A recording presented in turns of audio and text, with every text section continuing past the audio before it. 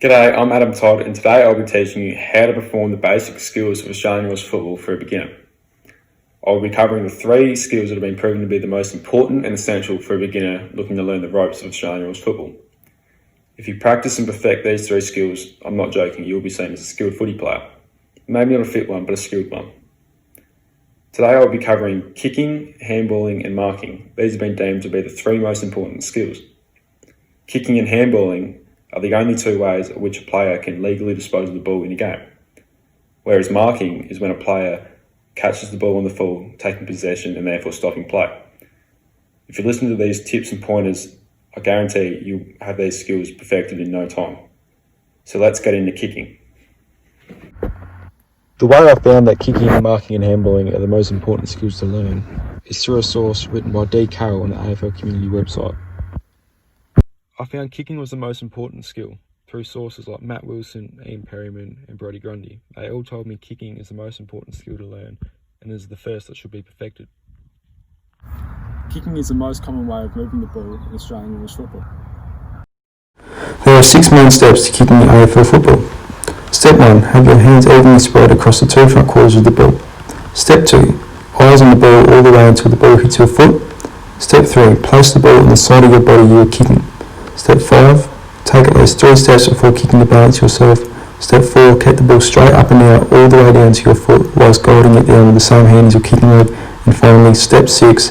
Drop the ball onto your foot, swinging through and follow through with your leg after making contact with the ball. These 6 steps are the main steps that will help you to having a successful kick. Here it is again in real time.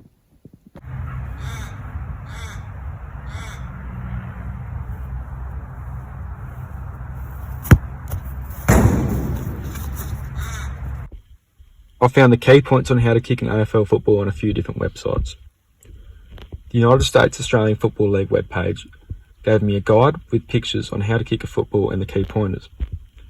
A YouTube video made by the AFL community, hosted by Gary Lyon and Matthew Lloyd, 2 of the best kicks in the AFL, told me that the point of impact is the best place to start and execute correctly first. Eyes on the ball until contact, take a few steps before kicking and follow through after contact with the ball, and the ball will always spin backwards if everything is performed correctly.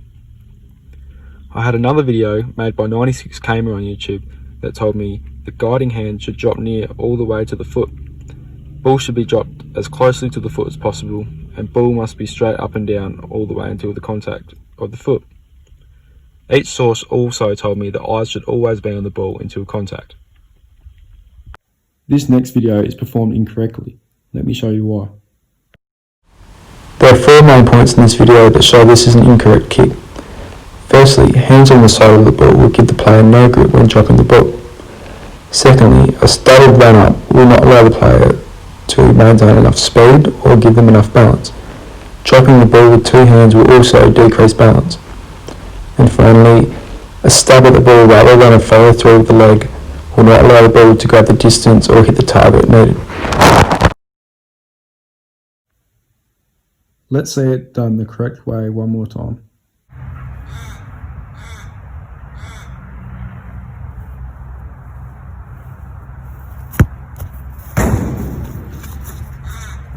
If you follow those tips and pointers, you'll be kicking like Marcus Bontempelli in no time, straight as an arrow. Now that you've learned how to kick, it's time to go on to handballing.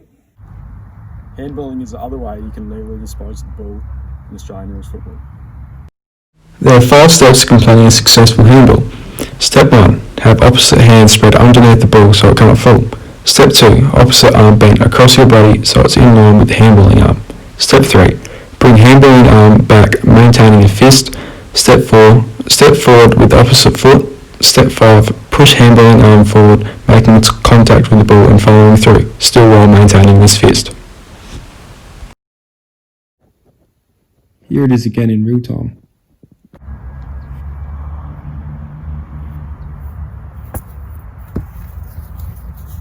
Like kicking, I had a few different sources that gave me the key points for handballing. Matt Wilson told me the 3 key things for handballing is a follow through, a flat palmed opposite hand holding the ball, and opposite foot forward. The webpage Vita told me end of the ball pointing slightly up, punching hand to finish in holding hand, punching arm in a near 90-degree angle when swinging through it. The webpage Australian Football International told me the hand punching the ball should have the thumb outside the fingers, not on the inside. Knees should be slightly bent for extra balance. Follow through for handballing and kicking is important. Key findings from the AFL Community YouTube video: arm must be bent when holding the ball and other hand must come through with a clenched fist. The ball should spin backwards like a kick for accuracy, and opposite foot should be forward. These all gave me the key points on how to perform a handball. This next video is performed incorrectly. Let me show you why. There are three things wrong with this handballing form. First thing that is wrong is the ball is thrown up before handballing. Next thing is no step is taken as the ball is handballed. Last thing, no follow through of the fist. Let's see it done the correct way one more time.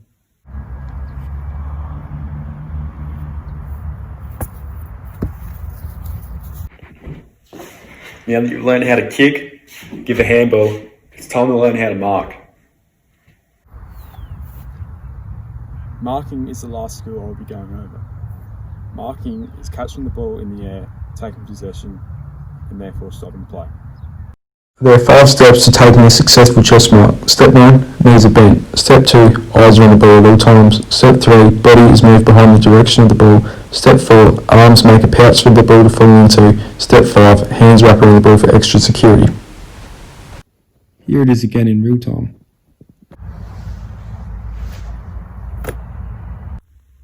Marking wasn't shy of any sources either. Brody Grundy told me when chest marking, get your body behind the ball so it stops and can't bounce through your arms.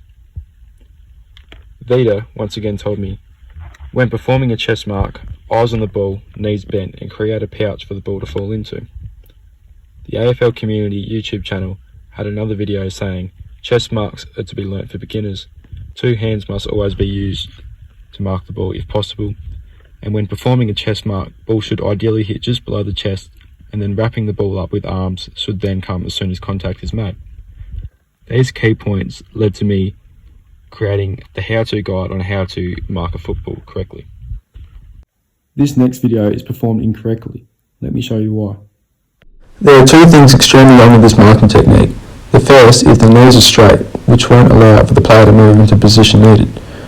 The other thing is that there is a huge hole at the bottom of the arms. This is because the arms are coming in sideways and not creating a pouch. Let's see it done the correct way one more time. So you're now on your way to knowing how to perform the basic skills of Australian rules football for a beginner, although you no longer may be a beginner now. If you followed the tips, the pointers, and watch the pros do it, you'll now know how to perform these 3 skills by yourself at home, wherever you want. Remember, practice makes perfect. Thank you for watching today, and I hope this video has helped you achieve your goals.